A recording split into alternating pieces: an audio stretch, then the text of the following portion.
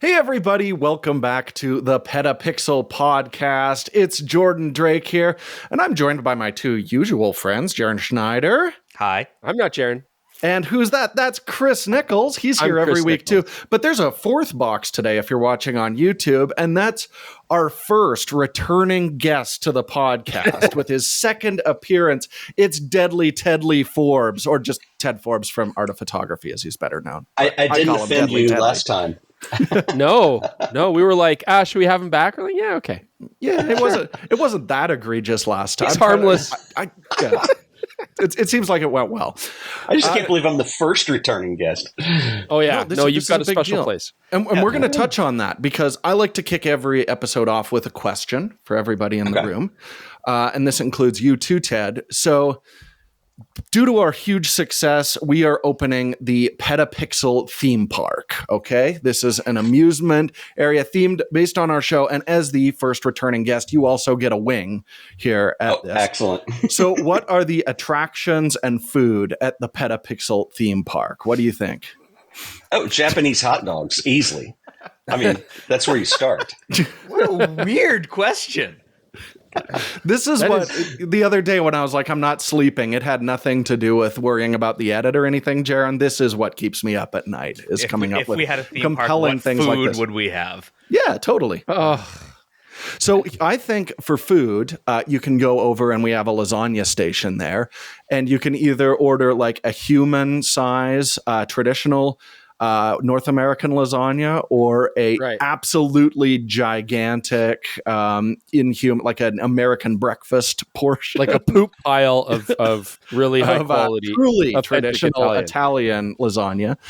What are some other things that we would have there, guys? What are the rides? My God, I don't know. I really wish I had some. You're supposed to, Jared. You're supposed to keep this on the rails. There's a hall of presidents that you can walk down, which is like camera store TV to DP review TV. I know. Three things? If there's one ride at the amusement park, there's only one ride. It needs to be like drop zone, which is like they just drop. Yeah, just a straight drop. But it's shaped like a telephoto lens, and it just pops you up and down. I think that would be kind of neat. I'd have like a hall of mirrors, but it's like a hall of focal lengths, and you get to look through each focal length, and you get a beautiful scene in the background, and then you get to 35 mil, and it's all like twisted and gnarly, and makes the person look hideous. Whoever, like your family member goes and stands in front of it, and they just look weird and distorted. That'd be mine. What about like a nightmare roller coaster where it's one of those big screen, things where you're watching it and your seat's moving, but the whole thing's shot at 35. So it's absolutely terrifying for Chris, but soothing and comforting for anybody else who goes on it. Jesus. I think your fever dream is, I don't know. I'm taking control. I'm getting us back on something that actually makes sense. That was the weirdest question you've asked, and you've asked some weird ones. Yeah, we're happy to have Ted here because we're going to talk about. I think this is the most unusual week of camera announces I can remember. I can't think of another time where it would have been like this, where we get a very performant, high-end, enthusiast-level digital camera book, and then followed by 2 film cameras, brand new film cameras. So we got the Z6 III, and then a couple hours later, we got a Pentax 17, and then a few hours later, we got an Instax Wide 400. So very weird day. What does this say about the world of photography in 2024? That's what we're going to get into. We're also going to talk again. What do you know about Adobe, who can't seem to get through a week with good press. They've got lots of things that happen to them that we need to discuss. And then, I think maybe we'll touch on Nikon's new self-service repair program. I don't know that many people even knew this was happening. And of course, Ted, we're going to get your thoughts on all of this. So let's get to it.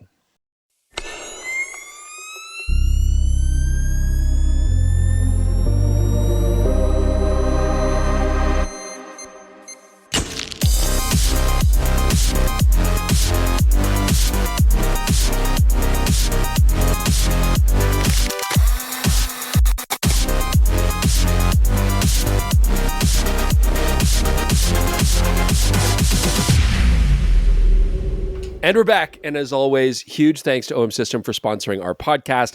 This summer, get ready to capture images with a deal you do not want to miss. They got so many deals right now. You can get an EM10 Mark IV camera body and receive a complimentary M.Zuiko 14-42 version 2 lens. That's a combined value of $999.98, now available for just $699. And that is fantastic. I mean, that's savings of almost $300. And in a time now where cameras are getting more and more expensive, value is very important. The M10 Mark IV, I've used it myself. I mean, it is very compact. I do like some of the advanced features you get. It is easy to take anywhere. So if you want a camera that will just accommodate you, be a companion with you on travel and stuff like that, it's great. Any adventures you have. Upcoming trip, vacation, EM10 Mark IV is designed for versatility, whether you're capturing landscapes, portraits, action shots, every detail will come to life with clarity and vibrancy. I like the interface. I mean, it has a nice mix of being retro cool, but still very functional for the more advanced photographer. You can customize the controls on the camera, make it easy to use. I think anybody who's just starting out, this would be great, but even seasoned photographers, if you just want something light and compact to take with you, easy breezy, it's also a great camera for that. Easy breezy. You get creative art filters, you get advanced photo modes. I mean, you can be quite artistic with it. So summer's coming, lots of memories to be made. Check out the OM System EM10 Mark IV. Visit explore.omsystem.com/PetaPixel or go to your nearest authorized OM System retailer before June 30th to take advantage of this exclusive offer. You got to get on it right now. If maybe you forgot Father's Day and you're like, oh crap, what am I going to get Dad? Well, there you go. This isn't too expensive. He'll still appreciate it and you won't be the worst child ever. So go for it. That last part, that was Chris ad-libbing. That's not in the copy. Oh, is it not? The part about being the worst son ever. Avoid that by buying a camera for your dad. And you can put an 8-25 on it. I don't want a week to go by where I don't mention that lens. So we were dangerously close there.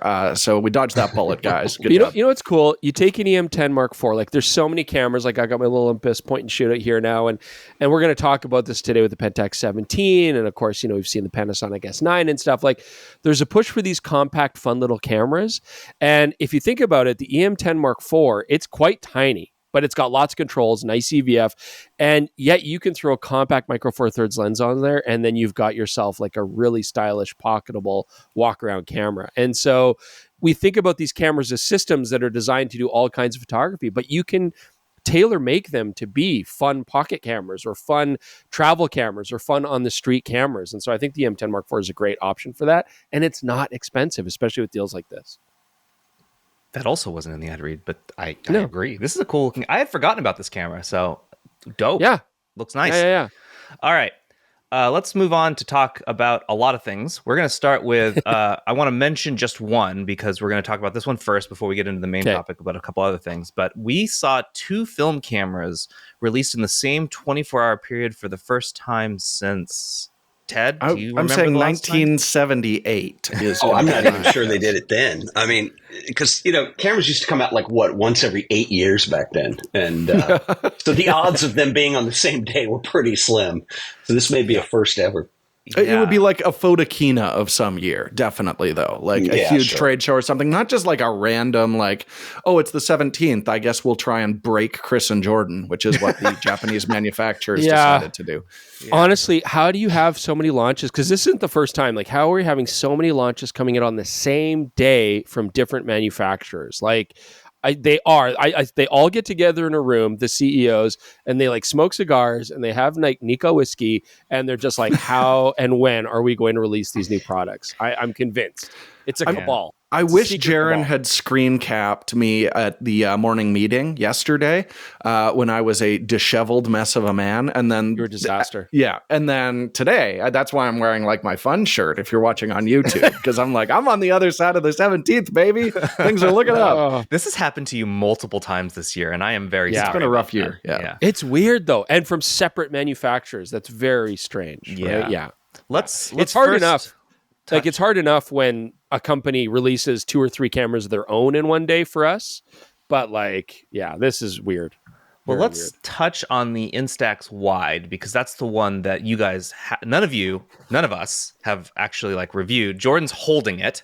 Jordan, hold that up in front of your face, like in front of it. So here, it's directly parallel to my face. You can see the size. This thing is I would say it's like eyes to chin of a Jordan. There you go. Yeah, it covers your giant head almost completely. It's probably the largest. Is my head disproportionate? I don't know. Do I have a big head? No, because you're a big, like you got big shoulders, you're super tall, but yeah, like objectively, your head is humongous. Okay. So is this camera. Carry on, Jaron. Yeah. So this is it fell. The first wide camera in like, was it 10 years? I saw someone Gordon say 10 Lang years. said 10 years. Yeah. 10 and I think years. that sounds right. Jeez. It's an enormous camera for taking larger 3.4 by 4.25 inch instant prints. It's big and it only comes in one color, green. Thoughts? I don't mind it. You guys don't like it? I don't think it's aesthetically pleasing to be. It looks like a Fisher-Price camera. I mean, I'll give it that. It's like the paint color you'd find on a Subaru Crosstrek or a Ford Bronco. Like it's it's trendy. My daughter has a toy digital camera. I think when we do this, I'll put them side by side because, the choices that the designers are making, they're very much on the same wavelength for it. But I have to admit, I was a little surprised to bring out one of these after all that amount of time. We just looked at the Instax 99, Chris, which actually brought some creative, not like manual control, but you could definitely mess with the image a little bit more. This is very much a point and shoot. Oh, really? Yeah, everybody, that's unfortunate. I mean, obviously we're going to play with it, so I'm going to reserve my judgment. But everybody in that 99 video is like, oh, but when's the new wide coming out? Yeah, I remember seeing a new wide. Yeah. And 10 years and the camera's like, are they just... I want to see lens improvements. The 99 had the same lenses before. That could be improved. I mean, I want to see lens improvements. I was hoping for a lot of manual control like the 99. Yeah, I know. Not to spoil anything, we do have a full review coming on, and we're going to be doing some cool stuff. And it's not embargoed, so I can talk about it. A portion of that video will be shot on motion picture film, so get amped for that, everyone. Yeah, if it turns out, who knows? Maybe I'm just digging my own grave right now. Ted, you never go to shoot a YouTube video on motion picture film. 8 mil. It sounds cool, but enormously expensive and a huge pain in the rear end. But but if someone's going to do it, I think Jordan would be my man. And again, Jordan was talking about being disheveled and ruined, and yet he's bringing this on himself. So we'll see. Well, you're going to have to get scanned somehow, right? Oh yeah. You're never supposed to go full retro, but we're going full retro, and you're never supposed to go full retro. You're going to go outro. I understood that reference. Oh. That's enough, I think, on the Instax Wide. We'll come back to it in a review video. More soon. Yeah. What I would like to talk to you guys about next is your thoughts on right to repair and specifically Nikon doing something about it, at least to some degree. There was a part of their website that sort of always existed that had tools and parts on it, but it was recently updated to have the full manual and repair guidelines for two products. One is the Nikkor 28-400 f4:8 VR for Nikon Z mount, and the other is for a laser rangefinder binocular called the Coolshot 20 G3 or the Coolshot 20i G3. But the hope is that there'll be more here, so you can buy all the parts that you need to repair your own products at home if you don't necessarily want to go through Nikon repair, or maybe your product's out of warranty or whatever. What do you think about these, and why do you think they picked that lens? I mean, I love it.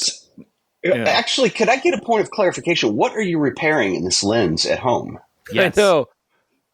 I don't want to. That's a pretty bold repair. You're going to have elements to align everything, Yeah. There is a. So don't worry, Ted. There's a PDF. Oh, good. Excellent. So you in this PDF, I'll link to it in our in the description below, which goes to our story. I'm opening it up right now. There are detailed diagrams of how to remove all of the parts to replace specific parts of the assembly. So, like, if you can buy the cleaning stick, you can buy the little weatherproof sheetings. You can take apart the whole thing to get in there. And as Jordan is quite familiar, sand can sometimes get into a lens, especially if it's very fine and kicked up by ATVs. So what if you wanted to get in there and clean it? Well, you can. But yeah, Ted, you're not wrong. That seems risky. And the other thing that's in here that's worth I've got noting. this leftover aperture blade. I think this went in here. You know? It's like a Lego. You've got the 10 pieces at the end, and you're like, oh no. In What's the your Four time? Phillips heads and an aperture blade I on the wouldn't floor. want to go in on a 200 to 400 personally. I Well, mean, that's not it's a cheap no. thing. specifically like one of the most complicated optical formulas. Like I remember when we were doing our preview, they were like, yeah, there might be some weirdness in the bokeh because we have got a ton of different stuff going on with this lens we've never tried before. And then they're like, fix it yourself. So, Yeah, the thing is, I just went through the entire manual. At no point are you actually accessing the optical array. This is for all that the makes parts sense. around it. Just the housing, the electrical contacts. But, you know, when you start taking apart a lens, I don't know if you guys are like me, but like, I don't know if I can be trusted to not accidentally drop it or like touch something and it just collapses. You build Gundam, you'll be fine. The instructions end at a certain point, and it should be noted that at least 2 times during the process of getting to these instructions, it tells you that you do this, your warranty's up, and you're on your own. Yeah, you they are being this. very specific about be careful, obviously. But, you know, I mean, it makes sense. A lot of people are doing this anyways, and they're kind of going in blind and just, you know, piece by piece trying to do it. So it's nice to have some instruction there for it. But yeah, I was half expecting them to be like, now you must acquire a Matsushita 46B laser optical calibration rig for, you know, and I'm like, how is that gonna happen? So You can get them on Amazon. but minor repairs, why not? Sure. Frankly, people are doing it anyways. They are. Give them some support for the people who are going to do it. I think that's to be able to order parts and have some documentation. I think that's fantastic. I just think the 2 things they launched it with, and I mean, it makes sense that 28 to 400 is a very recent lens. I don't know anything about the rangefinder. I'm just going to claim ignorance on that, but I'm sure it's a fairly recent product or something that a lot of people are, you know, maybe it falls apart all the time and now they've got to support people doing that. Okay, we'll see what happens in the future. I mean, it's part of me still feels like this is dubious at best. I mean, and they even say, if you do this, be warned that your warranty will be void in a lot of cases, sure. Or if you do have to send it in for repair and we have to fix your mistakes, it will cost you way more money. I mean, but this is not for people. This is for people who are incredibly confident. Like my grandfather would have been like, oh, this lens isn't working, but I'll fix it. You know, for people like that, now they have some area of support where the rest of us will be like, I did not train for years to do this, so I'm going to pass it on to someone else to do it. Very democratic of Nikon. Odd to me that you would. How do you even know what you need to replace? Like, as someone who's like, I've got something is wrong with my lens. Is it the bayonet mount? Is it the click plate? Is it the contact unit or the control ring unit? All of these are, by the way, that control ring unit, $31.92. Contact unit, $29.54. Right. If you break everything, you can actually buy the lens unit, the whole entire assembly. Oh, that's a great Father's Day gift. $1,039.96. You could own. Here, Dad, fix your own stuff. Yeah, just a pile of glass. Have fun. I actually applaud this. I like the idea. I think that it should be an option. You should have the option to repair your own stuff. I sure as heck am not doing it though. Me neither. Everyone else, feel free. But that's daunting to me. But I'm glad I send everything to Michael Bonacore for repair. Right. So let me guess. So that it comes back even more broken than it. My warranty is voided just by handing it to him. I wonder if he's going to hear this and be like, why'd you guys talk about me on the podcast? Because your shoots break our stuff, Michael. All right. Okay. All right. So last week we had an Adobe block because there was so much stuff to cover about Adobe. Well, that did not change. There's more stuff to talk about Adobe. So we have 3 stories. None of them are particularly, well, one of them is good. 2 of them are eh. So the first one we'll talk about is, this is not necessarily a new thing, but it did start to show up more, and we got multiple people were asking about it, so we did a deeper dive on it. Adobe is going to use generative credits to regulate how many of your Photoshop and Lightroom AI tasks you can do in a month. And your generative credits depend on how much money you give Adobe. So if you've got like the all apps plan, you get more credits than if you just have the single app plan. Yeah. And we're talking between 100 and 1,000, somewhere in there. Each time you activate one of these tools, it uses a credit. This is not something a lot of people knew about, and there is some concern over how Adobe is communicating this. Poorly. Yeah. So we went to their website, and they have one page that is set up to explain how generative credit works. And we found that in at least 2 places on just one topic, it had different things it was saying. In one place at the very top, it was saying generative credits are in play and you have to monitor them. And then in another place, it says, actually, we're not really enforcing these right now. Don't worry about it. But at the same time, inside your app, you can purchase more credits if you want to, even if you don't need credits, like Adobe says in one of the other places. Yeah. So it was very disjointed messaging. Do you guys... Here's how I stand. I don't care that they're monitoring generative credits. I don't care that they've put this in place. It makes sense because it requires their servers to do. Yep. I just sort of wish that on their page that shows where you can go track your credits, it wasn't completely inaccurate.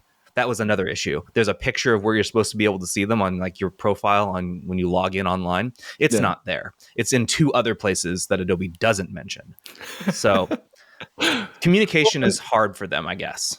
And also, if you're going to go pay for some credits on this, it should be like, LOL, you don't actually need these right now. Gotcha. But instead, they're like, oh, no, we'll take your money, even though this actually isn't doing anything at this point. It might potentially in the future, but it's also a monthly thing. So it's not like they're like, oh, we're going to bank those credits for eventually, you've got one for down the road when we do monetize this system. No, you're just throwing money into, into nothingness, into, Adobe's outstanding share prices, which have been very good right now. So clearly it's working. What do you think, Ted? I think that Adobe are moving so quick on this, and you're talking about a fairly big corporation, that I think that's where they're making mistakes and not communicating. But I feel the same way. I mean, it's not... I don't do a lot of generative stuff in any of those things. So but yeah, they tend to communicate very poorly. I will admit that. Are you using Lightroom still, Ted? Yes. So have you tried out their what's it called? It's not generative fill. It's generative. Well, like the eraser tool that will now you can like pull a person out of the image and it generative remove. Have you? Yeah, generative remove. Yeah, I have. It's very good actually. Sometimes. I mean, it's impressive considering that. I mean, this is the AI thing is still, I think, in somewhat of an infancy stage, and everybody is racing because it's hot right now. And you mentioned share prices a minute ago. I mean, and that's what Adobe are clearly trying to get on. They're also going to face something where, I mean, I think they have a challenge because your customer base has historically been creatives, and now you're dealing with technology that replaces a lot of that. And so doing that without hurting feelings and getting people upset, I think is a very tough shift for them. But yeah, I have tried it. Jaron, have you tried the generative stuff? Yeah, I have. What was your opinion? The Lightroom one worked a lot better than I was expecting it to. When we were demoing it with them prior to announcement, and they of course have a script, so they've got all the pictures they're going to use, and it's scripted. Right. We stopped them and told them to do something off script, and it still worked. Okay. Yeah. I mean, I thought if you're just like pulling small things out of an image, it does a great job. If you're trying to replace a person from a very complicated background, obviously it's going to have more difficulty with that. And for clarity, like Photoshop, it gives you multiple choices. It's like, here's 3 different ones you can try, and they're all kind of the same, but I've had it work decently well, but sorry. If you're using generative fill, like I've used it for taking off weird corners and stuff like that, or replacing backgrounds. Like, so is it going to take credits for doing those functions, or is it more just like AI prompt kind of stuff? Nope, it's that too. So that's what I've basically been using it for. And I have 987 credits left this month of 1,000. So I haven't used it that Humble much. brag. Yeah. Well, so I'm rich in credits. Now's the time to do it because they're not really enforcing the extra cost right now, right? But they will. It's going to, right now everybody has access to it. But it's like, if you Control Alt Z because you don't like exactly what you did and you do it again, that uses another credit. Yep. Yes. Like anything that taxes the server that pings it is a use. I will say this. I mean, the way they made it sound was like, if you use all your credits, you can't use it anymore. You have to buy more. No. The current plan is that you'll be throttled. So it's similar to going over data on your smartphone, like before they gave you unlimited data, which they've waffled back and forth on over the years. Yeah. But like, I mean, look, they'll throttle you.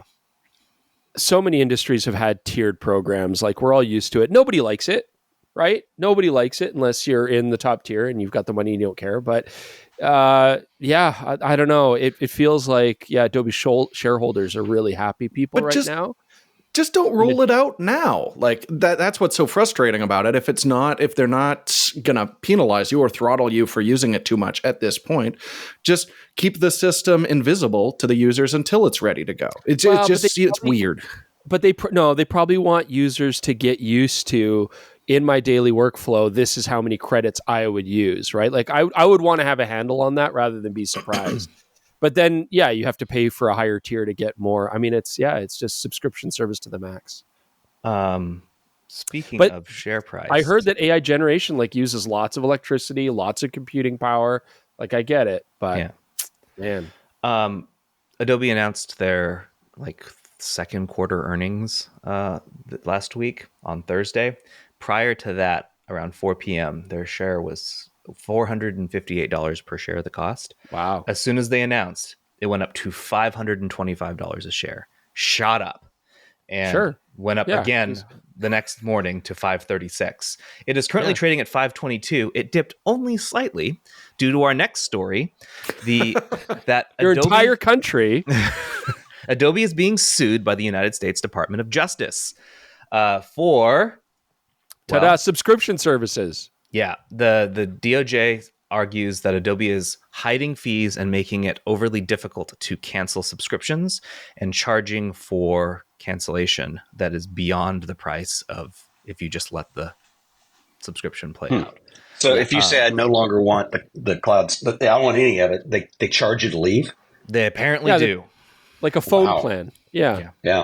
Yeah, so you can select a payment option that is yearly. It's a yearly subscription with monthly payments on it. And if you try to get out of that, then they'll charge you. I believe it's half the balance. But also it's just extremely difficult to get out. It's one of those send us an email. We'll have someone get in touch with you. No one gets in touch with you. And it's the old canceling a cell phone contract trick. Have you thought about it? Yeah. Why don't you go sleep on it? Come back to us tomorrow. Let us know if you still really don't want this. Take a deep breath. Samuel Levine, the director of the FTC's Bureau of Consumer Protection, says that not Adobe, the actor from Freaks and Geeks. We should be clear. Yes, Adobe trapped customers into year-long subscriptions through hidden early termination fees and numerous cancellation hurdles. Americans are tired of companies hiding the ball during subscription sign-up and then putting up roadblocks when they try to cancel. The FTC will continue working to protect Americans from these illegal business practices. There were 2 metaphors in there. But that complaint has been filed. Adobe, we, of course, reach out for comment, but, no company will comment on a legal issue while it's ongoing. Right. That didn't really affect their share price all that much, but Adobe is in hot water now. They specifically mentioned 2 people who work at Adobe. One of them I don't know, Maninder Sawhney.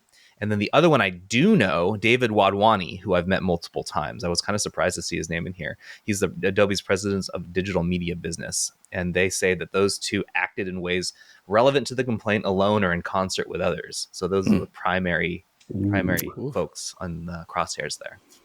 Has anyone here canceled an Adobe subscription? I have not.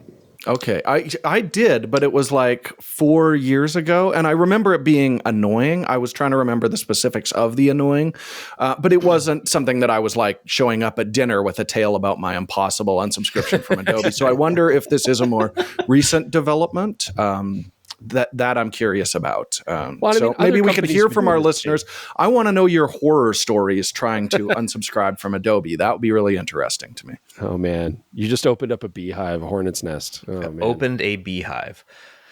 Which would still hurt. Talk about mixed metaphors. No. I mean, if you tear your hands into a beehive, they're going to get super sticky. You're still going to get stung all over the place. It'd be bad. I mean, why would wasps be worse? Right? Come on. Ted, any closing thoughts on the lawsuit? Yeah, it's interesting because that would affect a shareholder price if it's an indication that there are clearly more than 2 or 3 people canceling their Adobe subscriptions if the FTC has gotten involved. I don't know. You hear these complaints a lot, and the alternative is to I think for most people is to try to find software you pay once for and just get to use. But even with updates and stuff like that, I don't know. I pay the Adobe tax every year. Yeah, I don't like it. It's expensive. But you pay for software upgrades either way. I don't think you ever really own software. So, and it's a good program. It is a useful program that a lot of us rely on. Do you think this is a situation where one congressperson was trying to unsubscribe from an Adobe subscription and they're like, this is a federal issue at this point. Get Zuckerberg back in here. He hooked up my internet last time. Yeah. I will not stand for this, nor will the people of the United States of America. All right, final Adobe story. This is actually breaking as we're recording this podcast. Adobe it doesn't end. They said this last week that they were working on it, and this week they are doing it. They are adjusting the terms of service in response to the backlash from the story we covered last week. I'm going to read you a couple paragraphs so everyone can hear what's going on, and then you guys can let me know what you think. PetaPixel chatted with Adobe's Scott Belsky ahead of the company publishing its new terms of use, and Belsky explained that while much of the hullabaloo could have been avoided by the company being more careful and precise with the language it used in the standard terms of use reacceptance pop-up, the company has used the experience to reconsider the entire terms of use. While Belsky says that internally, Adobe employees knew what the company did or didn't do with user content, the company is grateful for the opportunity to improve its approach to its terms of communication and transparency. Belsky calls the terms of use situation, quote, painful, and he has personally been subject of a lot of vitriol, but he believes that everyone will benefit from the clearer terms of use, including potential users of other companies who may have found that they have space to improve their terms of use too. Adobe hopes that people see that its efforts to improve are sincere and that its users will benefit from the revised terms of use. It is my understanding, I'm not reading anymore, it's my understanding that Adobe's terms of use that they push to everyone are considered, quote, industry standard. And as we talked last week, that doesn't matter because Adobe is not working with industry standard things. So this is essentially an apology. I haven't read the new terms of use yet. I'll put a link to those in the description. I'm assuming they're a lot less aggressive, which is what the problem was before. And assuming that, Ted, what do you think? Well, I think that Adobe want to be. They're going to tell you they're the industry standard for one. But I think also, one of the reasons people get so hot about this is because I would even argue that with the dawn of the internet, a lot of us, it's like our copyright's gone, right? I mean, Google, all the big companies have lobbyists in Washington. They pay millions of dollars a year for this to make sure that like the Google image search is cool, and the book thing back when that happened. So I think this is an extension of that. And I totally understand why people get upset about it. I think that I don't get fired up about it because I don't think I'd have my career if I protected my work I have to put it out there and take that risk. And so, look, I get it. That's what people are upset about it, and the whole idea of AI and maybe using your images to train its models is to replace you. People. Yeah.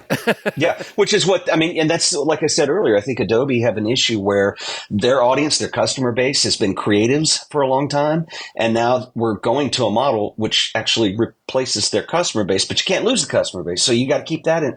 It's tricky, but people do get sensitive with usage and does anybody go read the terms of service? People do, but not when you're signing up, Yeah. It's my understanding that these terms that they popped up to people, which is what caused this reaction, weren't actually that different than the terms that previously existed. It's that this terms of use pop-up put them in front and center in front of people in a small, concise way where they actually read them this time. Yeah. And also Adobe just keeps getting under fire. So a new terms of service pops up. All creatives are going to be like, I am actually going to go through this and see exactly how they're planning to screw me over this week. So that I think is why we just saw immediately this public outcry of it. Yeah, they've had a really bad year as far as press goes. And so they should be even more cautious, hyper cautious about what their public appearance is going to be like in these terms. And I think they're recognizing like, oh yeah, we kind of did more of the same from last time. We didn't really learn from last time. And now more people are on board and understanding like, hey, you got to keep an eye on these guys. So yeah, it makes sense. So good for them at least for doing it, but it took a lot to push them to do that. It is bad. Like obviously in a perfect world, companies would be more upfront with not only explaining the terms of service, but then how will that impact you, the user, right?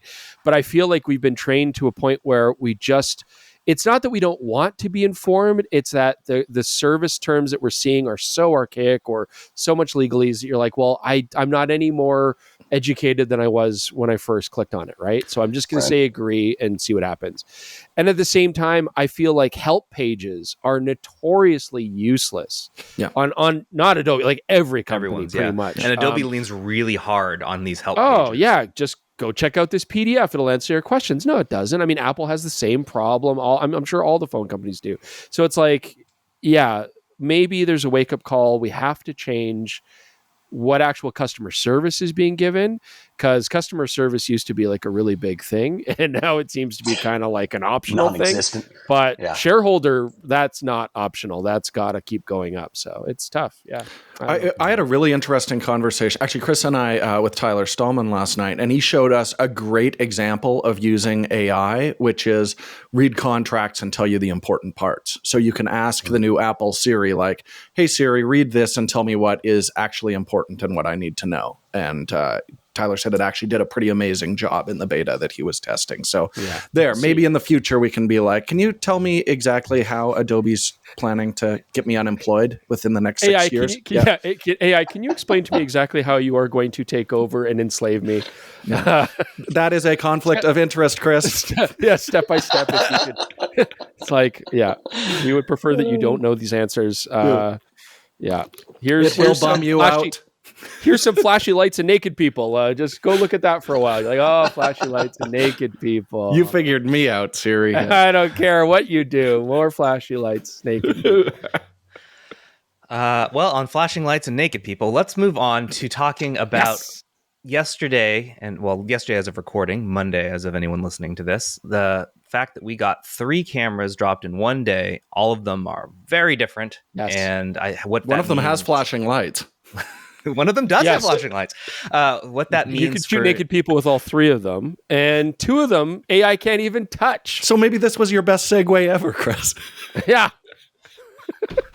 I don't know. I feel like I'm just frozen in place. I have no idea how to continue. Hey, Jordan turned this into a theme park. All right, so now we're all on the roller coaster, and we're just gonna have to stay on and vomit if we have to. Okay. Well, before we get to discussing all this, I would like to thank our main story sponsor, NeuroPix. Big thanks to German startup NeuroPix for also sponsoring this podcast. NeuroPix is transforming image editing by giving you a plugin fully integrated with Lightroom that adjusts slider values for each raw file individually. It's not just a preset that flatly goes to everything. It learns 100% of your style in 10% of the time, allowing you to spend more time shooting, scaling your business, or, and this is wild, guys, enjoying your free time. Free time? Who has that these days? NeuroPix keeps updating its platform, too. In just the last few weeks, it introduced AI image cropping, black and white smart presets, and includes Adobe's AI masking. The first one just dropped on June 18th. NeuroPix can now handle image cropping for you. The AI considers numerous common techniques, such as the golden ratio or rule of thirds, but it also has learned your own aesthetic patterns. To use the optional AI image cropping, only a single click is necessary. Image straightening is automatically included in the crop, too. It also recently added something that's especially interesting for those who like to shoot in black and white, Chris Niccolls. Yay! You can now create black and white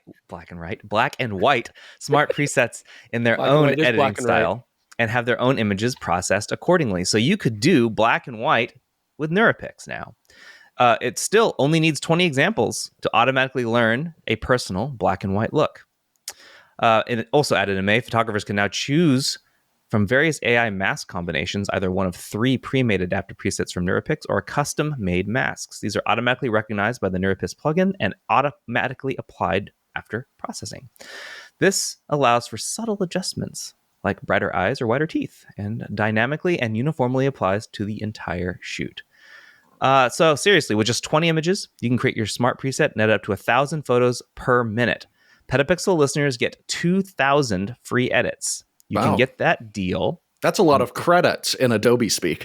Yeah, that's twice as many as I have in a Generative Credits. You can get those 2,000 free credits. You can get them at link.neuropix.com/PetaPixel. That link is in the description below. Thanks again to NeuroPix for sponsoring this main story. By the way, NeuroPix is fully integrated in Lightroom. It doesn't require its own app. So I just want to quickly know if Chris, by some miracle, shoots a horizontal image for our video, which is in the 16:9 ratio, will this automatically do an auto crop to make it portrait as well? So I have to juggle that around on screen. I'm very curious. Just so it would take his vision and ruin it. No, I'm pretty sure that it tries to actually. It would maintain his. Okay. Yeah, it wants to maintain vertical his vision. photos are beautiful. I know they don't fit in a horizontal video timeline very nicely, but that's such a silly reason to be upset about it. Vertical is beautiful. So Man. I was planning on talking about the Z6 III first, but that is such an amazing way to start talking about a camera that really forces you to shoot vertically as a default. So I guess let's talk about the Pentax 17, a camera that's the first mainline, like from a main camera company, like a major manufacturer, film camera released in 19 years. Yeah, we got debunked a little bit. We thought it was the F6, and then Jaron did a little footwork. What'd you find out, Jaron? It was actually Jeremy did the footwork. A very obscure camera. Yeah, it's a Canon. Hold on, let me go find it. It's a Canon like PowerShot film camera. Like a little digital point and shoot. Yeah. No, not digital film. Oh, sorry. Yeah, Thank you. The Canon SureShot 130U. Yeah. It was released in 2005. That came just after the F6 in 2004. So that's fair late enough. I know, right? Ted, I don't know if you knew this, but you could buy a brand new F6 as late as 2020. I did know that, and it wasn't like nobody was talking about it, but yeah, it was up till recently. I didn't realize it was 2020 though. I would have guessed like 2015 or something like that. Yeah, the 2020 brand new. They were still manufacturing them. Yeah, I can't believe that Canon put out a point and shoot that took film. It's like, is that 2005? Yeah, the SureShot 130U. They might do it now, Ted. They might be like, "Hey, we're gonna re-release this camera." People just think a flagship's coming. Flagship point and shoot. So, Chris, Yes. you and Ted have a varying experiences here. Ted hasn't actually used the Pentax 17. He knows all about it, though. You have used it, but both of you have differing opinions, and I'd like to hear from both of you about why each of you think the way that you do. So, Chris, I think it's important. I think it's important too, before we get into it, to understand that Ted and I both have a history of shooting film and darkroom work, right? And we're old. Oh yeah, and sure, we're old. Yeah, yeah. And so we come from that perspective, right? Because the Pentax 17 is kind of aimed at not only existing photographers, but also trying to get people into analog photography. And I guess if I'm going to start first, my personal thought is I think Pentax actually did a fairly good job of designing a film camera that is accessible to people getting into it, insofar as it has a lot of automatic capability, and it doesn't have a lot of manual control. True, but it does still get you into the aesthetic of shooting film cameras, where you're winding with your thumb and loading film manually and rewinding manually and setting your ISO. And I think that's great. And I think the Pentax 17 has a really interesting tactile experience. I had a lot of fun using it. Aesthetically, I mean, it was designed for the Japanese market, right? I mean, they really kind of pulled the Japanese photography market on what they would like to see in a camera. And then, of course, they're like, well, let's see if everybody else likes it too. But I mean, I think it's cute. It's fun. It's got a charm to it. I enjoyed using it. And at the same time, I feel like it gives people enough of learning curve to get into it and learn. But at the same time, it's not super daunting to get a handle on it. So I thought they did an interesting job. I would like to call Ted Forbes to the stand next for the rebuttal. Well, before I dish, what is the price point on this? $500 US. Expensive. Okay, that's my whole feeling on this. It's like it's a half frame camera, so I think they're trying to play. And look, I commend Pentax for doing this, for at least trying to embrace. There is a generation of younger people that are discovering film and really enjoy. I'm all the people down at the coffee shop love to shoot film, and they know it's expensive and all that. But when you're competing with dead stock of millions of film cameras over the years, why wouldn't you go track down an Olympus pen if you want to shoot half frame? Or why wouldn't you? It would be a lot cheaper. But warranty, I don't know. Maybe support. Well, Pentax knows something that I probably don't, because they're trying to make money doing this and they're trying to tap into that group. The camera would not be for me, and I think I just have zero interest in it. It's why not go find a Nikon system or an Olympus system that had interchangeable lenses? I mean, an OM4 or something like that would be really cool. Warranty and support. We already have, like, you and I already have those cameras, right? Sitting but here's the warranty nothing. and support. When your F3 breaks, you get on eBay and you get another one. They're cheap, and that's part of the fun. I don't know. Maybe I'm not seeing it the right way, but so you say my Nikon first F3. Hold on, Nikon F3. It was an F3. You're going to buy a good one that's actually like in fine condition. Let me see how much that would cost you. Yeah, like while Jaron's looking that up, like, $500 is a lot, absolutely. But it's also, you got to think of like the experience you're going to have shooting it, and you're going to pay more in film too. But $500 is a lens. You know what I mean? Like, in the grand scheme, not an expensive lens, like not a super, super expensive lens. So you're paying for the experience to be able to shoot this. I think also it's a gamble. They have to cover the R&D costs. I mean, I would never personally have wanted half frame as a photographer, because I'd be snobby, right? I'd be like, oh, full frame. Why wouldn't I want half frame? But I see where they're going for this market, where it's like, you're going to save money because you're going to get more shots. And at the same time, you're trying to get the analog aesthetic. You're not necessarily going for best image quality here. And it is going to be on Instagram and it's going to be on social media and stuff. So then I'm like, when I look at it from that perspective, I'm like, that makes sense. And I shot these half frames, and then everybody on the comments is like, these are great photos. It's got a great vibe. I love the look of it. Some of the best sample galleries you've ever taken. So, Jaron said as soon as he got the scans, he was like, oh, there's a vibe to this for sure. So that is happening. That's 100%. And if they're like, I'm shooting film because I want to see grain, like, yeah, go half frame. You'll really see the grain. Sure. I mean, if you're going for that aesthetic, this gives it to you in spades. So, and I was surprised. I was very skeptical. I'm like, this camera's going to suck. Zone focusing is going to be terrible. I'm going to hate this experience the whole time. And I'm going to get my shots back, and they're all going to be like out of focus and terrible. And actually, they all came back pretty well exposed, framed really nicely, in focus. The lens is actually quite decent. And so I was like, yeah, okay, for a camera where I don't have a lot of control, but then even pushing the long exposures, doing the bulb, yes, you have to know a little bit more about what you're going to do there, but the shots came out. So I'm like, great, like, full success. So Ted, to put this in perspective, let's say you don't even want to get a newer one. Let's get also, the F3 sucks. Why would you buy the F3? The F3 actually F3 is one of the greatest cameras ever made. I couldn't find one on KEH. I found an F4 and an F. So let's say you wanted to get an F. That doesn't have a light meter, by the way. So that makes this already way harder to try and start using without a light meter. And those are sort of collectible too. So that's that a one's weird cheaper one to pull, though. but That's a $215 body. But if you wanted to go for one that does have that stuff in there, the Nikon F5 is available. That is $412. And I need to mention, neither of these have lenses. So it's actually not as cheap as you might think to get a film camera in good condition, used, and get ready to go shoot with it. But if I have to repair a lens, I can get that kit from Nikon, right? Where I open it up and... So that's funny. I'm going to do a covering me there. I'm going to do a whole story on this eventually. I'm working on getting some questions answered right now. But like, I have two cameras from my dad, who passed away recently, his F and his FTN, and Nikon. No, didn't even want to look at them. Like, wouldn't clean them. Didn't know. So like, you can get them repaired through KEH, for example. You can find a third party repair, and they have to find all the parts individually if there's something really broken. Okay, it is expensive. Hit me up later, and I'm just going to throw this out there. I'm going to have to Google it for you, Jaron. But there is there's a repair shop in Tokyo that's in Shinagawa, and it's a bunch of ex Nikon employees that run this thing, and they've got all the parts for like obscure stuff. So like the 50 millimeter 1.1 from 1958 or whatever, they've got all that stuff. And so do they have a replacement cell for my Photomic light meter that actually still works? Probably. I bet you stuff like that is what they've got. Now it's going to cost you a fortune, and you have to order it in Japanese. But we'll just fly over them. Why don't we just go? You take me there. I'll bring my Photomic and say, it'd be so cool. It's broken. Fix it. I'm ready.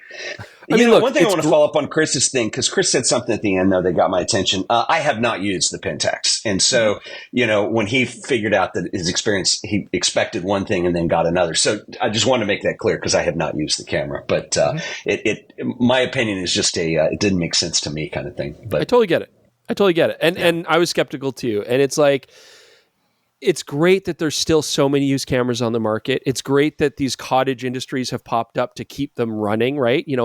And there was just so much gear made in the 70s, 80s, 90s that we probably will still have cameras that are usable for years to come.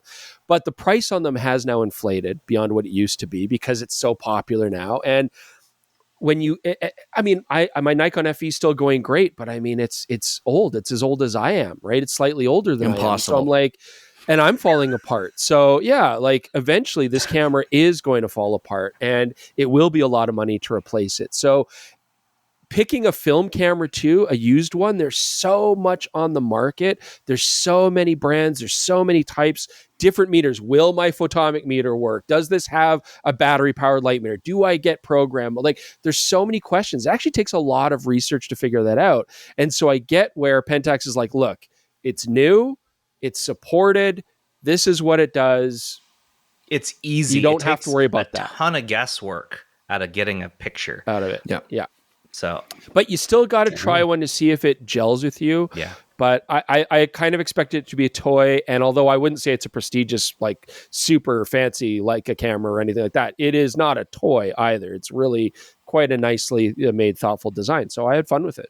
I do want to point out something that we were talking about just before we started recording here, which is it was a huge launch. We saw the Z6 III, which is a very anticipated camera. We're going to talk about soon because Ted has used that. And the Pentax 17 coming out at the same date. The views on the Nikon have slowed down now that all the enthusiasts who are really excited about it kind of have the skinny on it. The Pentax is going very strong, and I suspect it's because it's some of the people who aren't our usual, like checking in every week to find out about they're hearing, oh, there's a new film camera. That's kind of interesting. And I think that's kind of an indication to me that outside of our, people who talk about photography and are on podcasts doing it every week, there is a very wide audience that's just kind of like, oh, that's interesting. And I wonder if that's going to pay off for Pentax Ricoh. Should we talk about the Fujifilm pretty quickly? I think we've kind of touched on it already. We've done a Fujifilm. One thing I want to mention about Pentax, and I think there's some people who don't understand this. The Pentax, they call it their film camera project. That is to say, there's more than possible one camera in this project idea. I get the sense that this is just the one that they chose to do first. And I think that now that it's done, they're going to move on to, okay, so what can we do to kind of raise the bar a little bit? This was designed to get a foot in the door, to move units, to get people excited about film again from Pentax. What can we do differently? 6.7. I've encouraged them to make a rangefinder. Go back in with a 35 millimeter rangefinder. See, that's where Pentax ever do one? Tough. I don't think so. They didn't do a half frame. So. I don't know. They probably did at some point. This is where it gets tough. It's like, let's just say hypothetically Pentax comes out with a modern ME Super or LX, right? Yeah, to us it'd be like sexy, but to build a brand new film camera from scratch, right? That captured the Vinci aesthetic, give you the manual controls, all that kind of stuff. What would that camera cost? Like over $1,000, easy, right? And very few people are making like mirror assemblies now, right? Yeah. Oh, you'd have to start again. You'd have to redo it. Rangefinder would be K1000 would be neat though. Sure, but if you re-release that now, that's where then I'd have a really hard time being like, okay, unless I have like big wallet and I don't care, why would I buy a brand new Pentax K1000 for over $1,000 when I could just get a Pentax K1000 for $250, right? Yeah. So that would be tough. So I feel like Pentax, if they are going to go forward in the future, they would have to make novel designs that really kind of give something fresh and new that we haven't seen, or, and I keep harping on this, they should make digital K1000s and digital ME Supers. That I think would be fantastic. I've got a stupid idea. What if they make film cameras that look like digital SLRs? It's a film body and it looks just like a K1 Mark II, except the LCD doesn't do anything. There we go. Wow. What a great idea, 10D. Jordan. Well, okay. Well, that's bridging the gap between film and digital. Let's fully go over to digital and talk about the Z6 III, which is Nikon's latest camera. One thing I want you guys to keep in mind is a comment that I've seen come up across social on this is a mixture of why should I be excited? This camera should have been released in 2019, and the everyone's tired of 24 megapixel. So with those two things as the main naysaying points, I'd love to hear your thoughts on this camera, Ted. It's funny that those things come up. It would have been great to see this camera in 2005. I mean, but it comes out when they're ready. I mean, the F6 and the Z6 III are released simultaneously. Sure. Yeah, I mean, Oscar Barnick should have had a freaking partially stacked CMOS, and I don't know what he was doing with 35 mil, So, I mean, it's just silly. I have used the camera, and I actually love the camera. And I think my video kind of centered around this is that I think what's amazing about it is they've solved a major sticking point with technology that we've had, which is all these 24 megapixel sensors that have come out since the A7 III, which was groundbreaking. But there's been this bottleneck in terms of speed. If you want to shoot 60p video, going to have a crop. You can't, you can only push the sensor so far. Yeah. The fully stacked sensors that they've done on cameras are great. I'm not a big fan of no mechanical shutter. It's a personal thing. I just like the feedback of haptic, and I just don't shoot high speed that much. But I think what they have done with this camera is for a similar price point. It's a little more than the Z6, Z6 II when they came out, but they've been able to get around some of those speed issues. And so I think they've done an incredible job. I think this will be a big seller for them. I think we're hearing a lot about the price, and it's important to mention that Nikon didn't break this barrier. Both Canon with the R6 II and Sony with the A7 IV, their mid-range enthusiast models are now at the 2,500 point. It's really, I think, only Panasonic that's still doing like the $2,000 mid-range full-frame model. Yeah. Yeah. The other thing is, too, and I know this is controversial, but at 24 megapixels, I print my work, and I print big sometimes, and I've never had that be the stopgap. I was at my printer in Flagstaff last December, and he has this little test that he'd set up for people to see. And at regular viewing distance, he had two prints, and one was at 300 DPI, and the other was, he just set at an obscenely low DPI. Even when you get up close, you have to know what you're looking at to see. Like, people think resolution in print's going to be a different deal. People who want the resolution want a pixel peep, and they want to zoom in Lightroom and see the glorious details of nothing. And so I get it, but there are plenty of options for 45 and up megapixel sensors to choose from. I don't have a problem with 24 at all. I think it's fine. I totally agree with you. Yeah. Yeah. Yeah. I mean, the image quality isn't any better. And that's fine, because we talked about this on podcast last night too with Tyler. Sensors have plateaued for a long time. They've plateaued as far as image quality goes. As you say, Ted, what do we really need, right? I mean, I'm a whore for high megapixels, but that's because I'm looking at all these files all the time. And whore for high megapixels. And it's like, I'm looking at them, and I'm pixel peeping them because that's my job. But at the same time, in practical usage, no, very rarely do you need it. And I say that all the time. Like, I love 60 megapixel sensors, but who actually needs one? Not many people. And if you do, you know who you are. So it's like, you can still get a Z6 or Z6 II if you don't need the faster shooting and you just want the same image quality. Absolutely.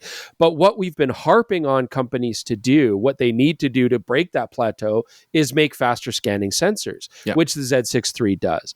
And at the same time, the Z6 III to me was really unique because we have these other cameras in the market, like the A7 IV, right? And stuff, and the R5, well, not the R5, sorry, the R6.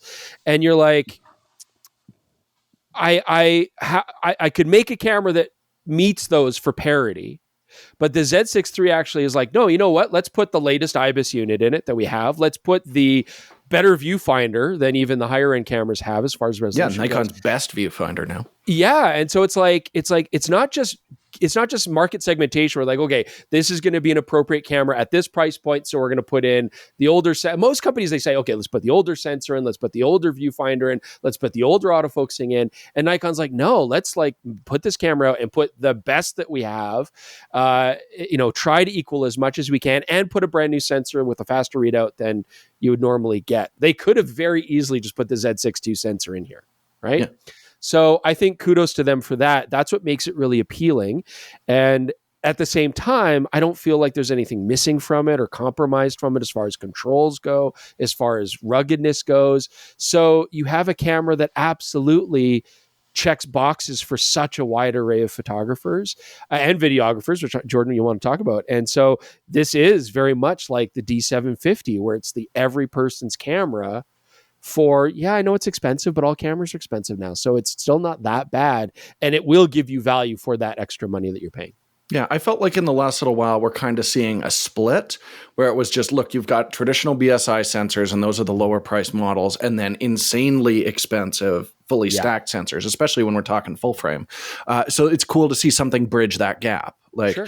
There's some people saying like the R6 II has pretty comparable readout speed. Yeah, by dropping to 12-bit. This is still 14-bit. You're still getting like good image quality with that fast readout. And that, transfers to the video as well, which this is cool. All four of us have shot with this camera. Like Jaron also shot video with the Z6 III, and it's a spectacular video camera. Like I do think this is probably the most full-featured like hybrid camera at this price range.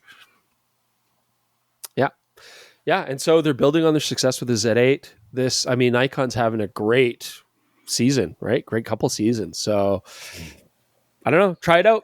In a couple Everybody, weeks, I think, universally who's played with it is like, I like this camera. And it's hard to find downsides. There are some, but it's hard to find them. In a couple weeks, we're going to do a recap of like mid-year review of like, how are things going now for every company that's done it. And I have a feeling we'll be talking about Nikon quite a bit there.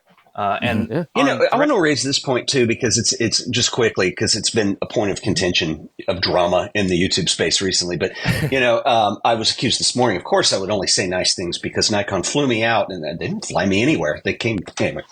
But the point they flew you to a Portland Japanese garden, Ted. We know that. They did in Fort Worth. And it's the copy of. I am looking forward to having more time with the Z6 III. And we all review cameras, and when you do a first look video, some things are more exciting than others. And I'll be honest, I forget to come back around with things sometimes. So having a full review of that, like you were saying, there may be some problems with it, but I'd have to use it more to find that out. But out of the box, that camera it wasn't there's been other first looks that we've all done where it's like, okay, exactly what I expected. Nothing I'm going to turn a cartwheel over, but this was different. This was a good camera. And in the viewfinder, you turn it up to 4,000 nits. And I thought of Jaron immediately because I knew he'd like to be blinded by that. So that's it was too bright. We were in a car, and I'm like, crank it. I want to see. I want that as bright as but it does give you love it. It does give you full HDR support, which is nice. I mean, take this shit to the max. To put it in Alberta and Texan terms, Ted, like this ain't our first rodeo, right? No, that's right. And so as reviewers, you do get an inherent feel for when a camera is doing something well or not doing something well. And you get an inherent feel for when the camera's doing a lot of things well, right? And so, this is a camera that's doing a lot of things well. I had a very similar experience with the Z8, but this makes more sense for more people even. So, yeah. We are going to revisit people's camera. The Z6 III in the coming weeks. That's in the plan. So I'm sure Chris will have his final thoughts on it, but I don't know that you're going to really change your position all that much, if at all. I think you've basically said what you think you're going to say, but now you just have to get the things. We just want time to shoot with it again. Yeah, that's what I'm looking forward to. Look at raw files, that sort of thing. Yeah, absolutely. Yeah. Image quality, sure. HDMI ports we could take a look at, kind of get into more of the nitty gritty of, are there any bottlenecks or weird things? But D750 for the ages. I will link to Ted's first look at the Z6 III in the description below. I encourage everyone to take a look at that. And if you see a Japanese garden, don't worry. It's not that you're just playing our video again. If you look closely, it's a different person holding the camera. So that is Ted's video. Koi. That's right. Bigger koi. All right. Well, this is a segment called "What Have You Been Up To?" But because Ted's here, this is our chance to let Ted plug whatever he wants. Ted, Ted, what do people need to know about you right now? I don't know if I've been up to anything pluggable. That's no what book, have I been up to? So no prints, no classes. Well, There's all kinds of things. No, well, I'll share this with you because this is an exclusive for PetaPixel. In the month of May, I kind of took a little bit of downtime because I wanted to do 2 workshops that were available. And so I was able to study and sharpen my sword, so to speak, with Sam Abel, who is the former National Geographic photographer who did the Fujifilm video with George Novechi that did really well on the X106. It was really cool.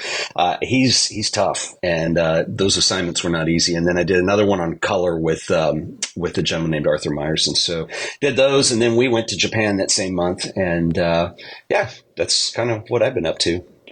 I have a big project, but I can't talk about it yet. One day I will. So, come back on the show when you can talk about it. Yeah, cryptic. Now I want to know. Yeah. Thrice returning. That would look great. It's cryptic because it's not my decision to not be able to promote it. Somebody else is telling me. So anyway, I'll get into it all later. Nice. All right. Yeah. Okay. Chris, Jordan, anything you guys want to add? No, I want to forget last week. I had a very difficult period, but I do want to say there was a little bit of a window there of sunlight. My very good friend Bayrod was in Japan the same time we were. We weren't able to meet up with him, but he was there. And I don't know if I told the story. I got a Gotcha Gundam for my son. He wanted one just like what Jaron builds. And inside was like a toy anime girl. And I don't know if I took it out of the wrong machine or someone stocked the machine wrong. We'll never get to the bottom of this. It's impossible that I made a mistake. Don't stock machines wrong. Okay, but theoretically, okay. So my boy Bayrod went and grabbed one for Liam, and we built it. And Jaron, I don't know how you do this. This is maddening. Like, I love building Lego with my kid, but there's endless little pieces, and it's like, is this part of the holder for the pieces, or is this a piece? And then it's just like an exploded diagram, and it doesn't tell you in what order to do it. So we got to the end, and we're just like, oh no, we're missing a piece somewhere, and in this kitchen is probably the piece we're missing. No, it's that we put that one little piece somewhere else on it, but we had no idea because there was no order that we were supposed to do things. So it was 2 evenings. We had to stop the first evening because both Liam and I were so frustrated. We're like, we're going to go to bed in a bad mood. So it brought you joy. You know what I find fascinating? I find fascinating how these amazing military combat robots do so well in combat when their whole hand falls off holding the rail gun, or the V that's over the robot crotch pops off. You know, I'm like, how can you fight a war like that? It doesn't make any sense. So this is not going to be my new hobby. It won't be like Jaron and I back and forthing about our latest prod. You did, and to your credit, absolutely. The gotcha ones, my instructions weren't even of the Gundam I was building. Like, it's not even the same one. It's just like a basic idea of what you're supposed to go in with.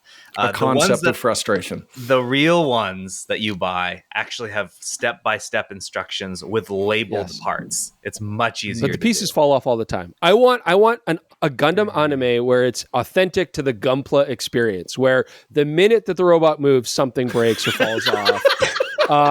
They're not supposed to be played with. They're supposed to be posed and left alone. When the Gunpla gets back to its main base, all the engineers, like, they're not fixing the battle damage. They're like brushing dust off the top of the thing, right? And like, that's what I want. All right. Well, I think it'd be ultra compelling. I'll go quick. I got a shed installed in my yard, and I built a ramp that gets up to it so I can get my lawnmower in and out. Nice. That's what I've been up to. The gorilla shed, right? Yes. My shed is in. I'm painted it yet? I was corrected several times about the branding of the shed when we were in Portland. Yeah. It's a gorilla shed. And I have not painted it yet. It's not tough.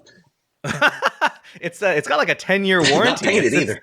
It's I got to paint it and I got to seal it. That's on the list of things to do next. All right, we're gonna move on to tech support because we are quickly running out of time. For Ted and for anyone who may not be super familiar, tech support is where we get questions from readers, either from Speak Pipes, which you can link to leave one is in the description below. You can send us a voicemail and we'll listen to it on the pod and answer your question as best as possible. As a note, we don't do tech supports anymore where you're asking what camera or lens you should buy. We don't do those anymore because Chris gets too many of them and they are too broad. They're not broad enough to appeal to a wide audience. So instead we focus on ones that are like real technical questions. Right. And on that note, Mike Miller from Milton, Ontario sent an email. Yay. Dear Jaron, Jordan, and Chris, thanks for answering my previous questions. And Ted. Well, he didn't write that part, but Ted's here. You should have known Ted was going to be on the show. You got to know. The last time Mike emailed us was asking about how to minimize shake on long exposures. He appreciated your response to that. He has a question concerning large sensors versus upscaling images using software like Topaz Gigapixel AI. Have any serious studies been done recently comparing images made on a crop sensor or micro four thirds sensor camera that have been upscaled using software and compared to images of the same scene done on a medium format sensor camera? Are advances in software development going to make advances in hardware less relevant in the future? How advanced in software going to affect consumer purchasing and, as a result, camera and lens research and development in the future? As always, I appreciate the great work you do in producing your podcast and YouTube content. It's a great question. I don't think anyone's done this. No, go ahead, Chris. Go ahead. Okay. I just want to say, yes, if you're saying, could we get a APS-C or a micro four thirds camera with a lot of processing similar to an unprocessed medium format sensor, then in some situations where the software can really work its magic, absolutely.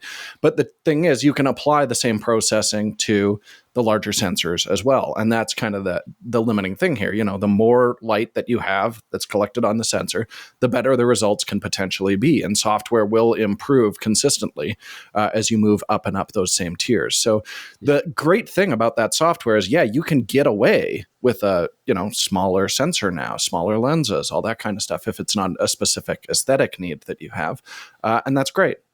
It would be kind of an interesting test to run for sure. Would the average person be able to tell the difference? I think is what he's wondering. 100%. Yeah. This is where I think AI does make a lot of sense. And I don't know if we can talk about it, but we have met with companies that do this very thing. Yeah. I think we can. We've done stories on them. You can mention them. Oh, okay. So we went and saw the guys at Glass and we saw their software. And it was very impressive. It was very impressive. Not only doing corrections for the sensor, but also for lenses and stuff like that. But absolutely using AI to go from smaller sensors and upscale them to larger sensors and get similar results, I think is actually very effective, and it's only going to get better. So, and yes, you're right, Jordan, you can apply that to medium format as well. And we kind of reach a point where how much do you actually need, right? But the benefit of getting a micro four thirds sensor or an APS-C sensor camera, the smaller size, the cheaper cost, and then being able to upscale it when you do need the higher resolution, I think that is a tangible and achievable result here that you can get with these software programs. So that makes a lot of sense. I think that's pretty cool. Obviously, most of the effort of these AI companies is going to be to up-res smartphone sensor technology to get better results from those really tiny sensors. But we saw it applied to our larger sensor files, and it did actually a really interesting and impressive job. We should loop back with them because I think we're waiting on them to with a couple of hardware things we asked them to do, but we have some images that show serious improvements. That anybody would appreciate. Yeah, they took a picture with a drone from range, like a group selfie of all of us, and when you zoom in at 100%, all of us look like garbage. But their software made us look like we were taken with a much nicer. Almost system. CSI quality. Let's run almost enhanced. Let's run some Pentax 17 files through there as well. Oh yeah, look like it's large format film. This is incredible. Looks like 4x5. Anything to add? Good Ted? question. No, I think you guys said it all. It's because you can do it. I think and I have done things like this for specific use case, like for one-time deal. And you probably know this, if you need it all the time, I don't think software or hardware is a good solution. Get a medium format camera if you need 100 megapixels. But anyway. Yeah. Traditionalist. Yeah. I like it. Tradition. So this is a question that I think is related to how many people might be looking at photography these days because they're introduced to smartphones and then suddenly get interested in photography. So that's why we're going to listen to Eric Midkiff's question on SpeakPipe. Hey guys, I'm loving the channel and the podcast, even though I actually don't own my own camera. But I've been thinking about upgrading my Google Pixel 7a to something in the $1,200 to $1,500 range. And that would be for the lens and camera body combined. So my question is, do you guys think it's wiser to buy something new, maybe the R10 or RP with a general purpose zoom lens? Or might it be better to buy something used, maybe a Fuji X-T3 or X-T4 with the 18 to 55 or something along those lines? Thanks for any insight. I mean, if there's a specific feature that would be useful for the kind of photography that you're doing, then obviously, like if you wanted to go do wildlife or something like that, like a modern Canon is going to absolutely kick the hell out of a, XT3, an older Fujifilm camera. But if it's something that's not actually going to be, pushing the modern features so much, then yeah, used cameras, you can get probably higher resolution or especially better ergonomics or something like that. Because that 1,000 to 15 is kind of where you do see things scaled back a lot in terms of handling. Okay. Yeah. There you go. Yeah. The next one is a question from Peter S., also on SpeakPipe. Hey guys, this is Peter. I've got a question on monitors, specifically OLED monitors that have now become more available. Is it better to edit your photos on, a monitor with higher contrast ratio like an OLED monitor, or is it better to stick to kind of a traditional LCD screen? Especially with different applications of printing versus, a lot of people might see my photos on their phone with an OLED screen. Anyway, if you guys have any insight on best approach of monitor type, let me know. Thanks. Ted, as a avid printer. Boom. Take this one. I would say that. Well, this is actually, and I'll bounce this to Jordan too, because I think it makes sense for both stills and video. But yeah, if you're going to print your work, OLED screens look awesome, and they have a high saturation and a high contrast to them, and it's not necessarily going to be the optimal situation for output. And the reason I say that is because I actually in here have two monitors, and I went back to a non-OLED monitor for video work because I would find my color grading would not look right on certain devices because I was kind of glued into the OLED screen. OLEDs are awesome, and ideally, if you're real serious about it, you want two monitors, and you want the ability to be able to double check things on both sides to make sure you have enough contrast or not too much. Anyway, so I mean, Jordan can probably expand on this some too, but. On the video side, I actually went from a calibrated monitor. Basically, we're doing like commercials back at the camera store and stuff, and it had to actually meet spec. To now I'm like, everybody is just watching our show on probably a computer display that's an OLED with everything cranked right up to 11, or on their phone, which is also going to be very similar. So now when I'm editing, and especially when I do my last playback before I publish something, I'm looking at it either on Mac with its default P3 settings on, or on an OLED TV. Because again, that's just how the majority of people are going to watch it. If I do something that looks perfect on a calibrated display, that's fine theoretically, but nobody watches what we produce on a calibrated display. Yeah. And I feel kind of similar with photography. If it's meant for the screen, printing is the big twist in that. Like that is absolutely not the right mindset. Printing if you're is going the to be printing. twist, and well, the other problem with printing is you're always going to have to make adjustments and test prints, and you're going to go. I mean, you don't ever really have. I mean, I'm kind of profiled in, so I can just do basic. I know what I need to do it to get my printer to make it look good. But if I was doing a serious print for something, I would take more time, and you're just going to have to see the output. And that is a big difference from video, because video, you can't control the device people are looking at, or you can argue digital stills, same thing. And that's one of the things that is nice about printing is you can control the media type and what it looks like and all that in the end. So the monitor probably is less of an issue, but it's just interesting to me because I think the OLED thing is great, but it's just two completely different. Like my BenQ, everything looks dark and faded out if I haven't been on it in a while, It's just a different way of looking, but probably over answering the question. I see a lot of potential for HDR photography, and you're not going to be printing that. That's going to be shown on a screen. So that's going to make things interesting as well. I just want to know, have you ever, with your calibration and everything, have you ever done a print and one print comes out and you're like, nailed it, and walked away? No. Yeah, exactly. It's never happened to me. It's come close. I mean, I can get it close enough to, I will print work. Like my newest thing is like, I don't print everything that I shoot, but when I land on something that I'm happy with, I will print it out and I just put it on the bookshelf in here, something, lean it up so I can live with it for a few days. So that kind of printing, I can do one off something. So I've got into it. But if you were saying, well, this is going to be something that will be sold or be in a show or hang on, no, I'd go back and even with black and white, and most people don't realize that paper, you're dealing with about 8 stops. So all of the cameras that we've got are already HDR in comparison to that. You're just out resolving in terms of dynamic range what you're able to do. So you have to interpret when you're going to paper. Mm-hmm. Mm-hmm. Cool. That was a good answer. We're going to move on to another question. This is from Piyush. It's an email. I think it would be interesting to talk about how to determine when you need to upgrade your lenses when you're upgrading your camera. This idea came to me when I was watching the Fuji XF 16-50 lens review for a determination that it was essentially a kit lens for 40 megapixel sensors, where the 18-55 does not fully resolve an image. I currently have an X-T3, but I'm planning to upgrade to an X-T5. At that point, it seems like I would want to replace my 18-55, but would I also want to replace my 18-135 or 50-230? It would be very interesting to know which lenses I should plan on phasing out and their replacements. I suspect other camera brands would also find people interested in the same idea for other camera brands too. Thanks for all the great articles, videos, and podcasts. I've enjoyed everything PetaPixel puts out as I started photography. Regards. Yeah, that's a tough question, Piyush. Because you're right. What would be really helpful is to make a video where you compile a lot of this information, but that's a lot of work too. That would be very tough. It is a factor. It hasn't been so much a factor nowadays because, as we talked about already, sensors haven't really changed that much for resolution. But the Fujifilm is kind of a unique example because they go from 20 to 26 now to 40. Like, that's a big jump, right?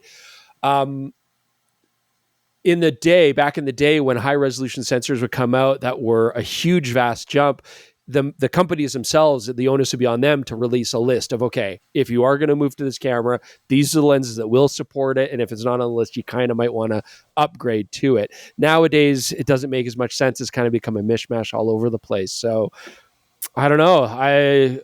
What can I tell you? Like, I have no idea if the XC50-230 would resolve on a 40 megapixel sensor, exactly what that sensor needs, or the 18-135. I think the 18-135 would probably be pretty okay, but again, someone's got to test it. Maybe we have to test it. I don't know, Jordan. Well, I think the big thing is, like, so many people are like, oh, I need to replace it. And if you're buying the new camera because you want resolution, then yeah, absolutely. But I think it might also make sense to be like, I like the versatility of it. And in the case of the 18-55, maybe you want the brighter aperture at the long end of it. And then, grab yourself like a few newer primes or something if it's like resolution is absolutely critically important at that point. And over time, you might slowly upgrade your lenses. But I think there's this mindset that so many people, we say like, is this lens resolution supported? Of course it's supported. And if you want a little more resolution, stop it down a little bit. It might just not give you, exactly what that sensor is capable of, but it'll still take a fine picture. Totally. But I understand that does drive a lot of people crazy, right? Just that feeling of like, I'm not getting what I could be getting. And that is tough. Yeah, that is tough. But as Jordan said, you're still going to get, what you're going to get is the best that lens was ever capable of delivering, which is great. So there you go. Or maybe upgrade a tier as well. Instead of replacing like your mid-range 18-55, go to something that's going to give you more creative options as well, like a 2.8 constant or something like that will also resolve what that camera is capable of. I think that would be nice too, because then you're going to be feeling a real aesthetic benefit as well as resolution as well. Anything to add, Ted? Ditto. I mean, actually, it's funny when Jordan said stop down. I don't think people understand that, lenses are always tested wide open. And that has been a thing in the last 15 years where lenses have gotten to where they perform really well wide open. But there still is a thing called depth of field. And there still is a benefit that you get to stopping down the lens. And it's not like when somebody says, well, it won't resolve to the sensor. Oh, you'll get a picture. I mean, it's, stop down. Is it sharp enough? I mean, use your eye. Like, that's the kind of thing I would, and it also depends on like, what, are you doing sharp landscapes or are you doing kind of these moody portraits that have a lot of out of focus areas? Because that's a different thing. And it just all depends on what it is that you want to do. But yeah, but the camera companies love this because they sell more gear. So that was a very down to earth response that I appreciate, Ted. Did you like that? I did. I got more. No, I know you do. I've heard so many when we had our own podcast. But I mean, Jaron, we did talk about this a lot. We've gotten to the point where it's like, especially when you're talking about lenses, anything that's modern that's come out in the last 10, with a few exceptions. I mean, most lenses now are really good. They're way better than the options that we had in the 90s, even, or more. Digital has brought that out of it. But I mean, I'm trying to think of a really bad lens. I remember it used to be there were some zooms you just wanted to avoid. Nikon had some that weren't very good. That's not the case anymore. All of Nikon's products are pretty pretty awesome, Yeah. Even from like one of my favorites is the 24-70 kit lens, the f4. That's a sharp lens. One of the greatest kit lenses of all time, according to a recent video we put out. Oh, Yeah. it's good. It's good. All right. It's real good. We're gonna try and power through two more here. This is a speak pipe from Dan B. Hey guys, so I shoot a Fujifilm X-T5, and I have and absolutely love my Fringer autofocus adapter that lets me shoot Nikon lenses on Fujifilm. I originally switched from Nikon to Fujifilm, and I just kept some of my old lenses. And the adapter works amazing with the lenses that I've used it for, which are all on the compatibility list on Fringer's website. But my question is, have you ever used a brand to brand adapter like that extensively? And do you have any experience with like longer lenses or anything like that? And what is your opinion on things like that? Because I'm looking to get a longer telephoto lens, and I just don't know if the autofocus is going to be able to keep up, or if I'd be better off spending like twice the money on a name brand Fujifilm instead. It's just kind of it's tricky because nobody has really written reviews or done any kind of comparison with the Fringer adapters or anything like that. So I can't really use other people's opinions very often. So what do you think? Thanks. I know that Chris and Jordan haven't really used this much, but I'm wondering if you have, Ted. Oh, they call me the Fringer. No, I'm teasing. I think that the whole idea with adapting, I have mixed feelings on this because one, I do go on the record as saying often that life is too short to adapt. You're always going to have a performance differential with that because there's proprietary stuff with anybody, Sony, Nikon, so on and so forth, Canon, that they're not going to open up to a lot of the third parties like Fringer or some of the others. And so my feeling is they're wonderful if you want to use old manual focus lenses. They allow you to continue to use lenses that you love. And with manual focus, I like the fact I know what lenses are going to do, how they're going to behave, how they feel. I can focus faster doing that. But the question was on autofocus with telephoto, and I don't think I'd go there with that. If you're relying on autofocus, and again, you need to know how the system's going to behave and how it's going to perform, I think you're going to be cutting that performance somewhere in there. That's my opinion. And I haven't used the Fringer specifically with that system, but I just have never used an adapter for autofocus. Even some of the really best ones too, like Metabones and some of those that where you actually had the same autofocus experience that you have with native lenses. So. I was going to speak to that because we did use my Metabones adapter on both Micro Four Thirds and E-mount for a very long time, but that was a long time ago. And we did constant, I was manually focusing because the autofocus was basically unusable back then. But we had regular communication issues as well when we were doing that. And that was just part of life. Also, I guess it would be about 6 years ago at this point, Chris and I did a rundown of all the latest adapters. And it was like 48 hours in a classroom of me moving back and forth while he's trying to focus all kinds of combinations of things. And that was back when there were only a couple mainstream mounts. Now we've got tons of them. So it's really hard for us to make a definitive statement.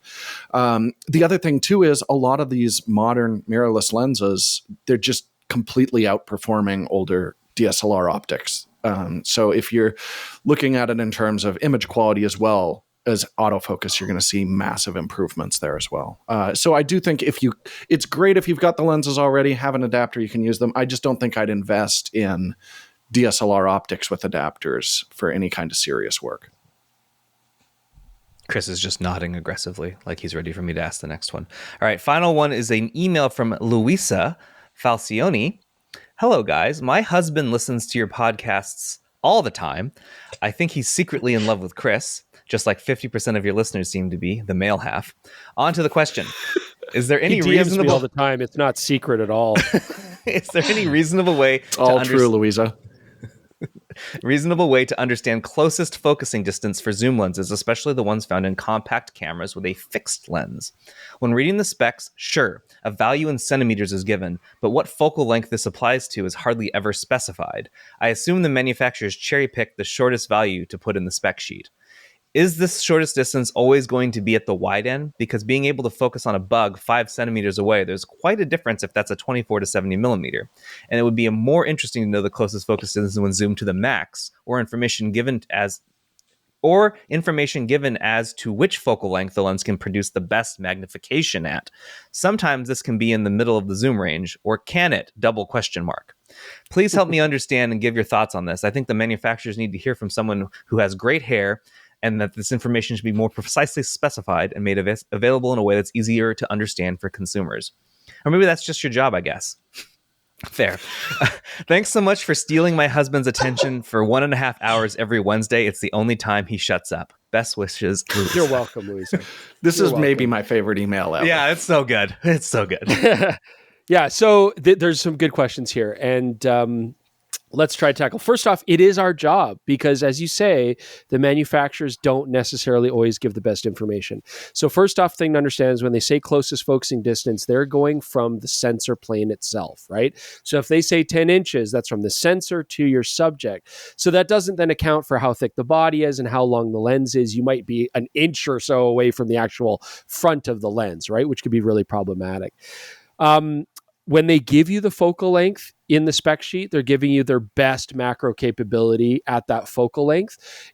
That's when they give it to you, which would be nice. They don't always.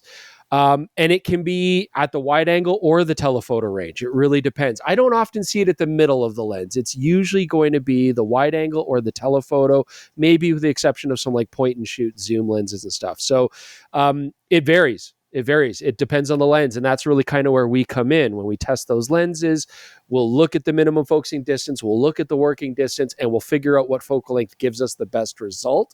And that is really where you want to go. But yeah, sometimes it is the wide angle range, which kind of gives you a funky look.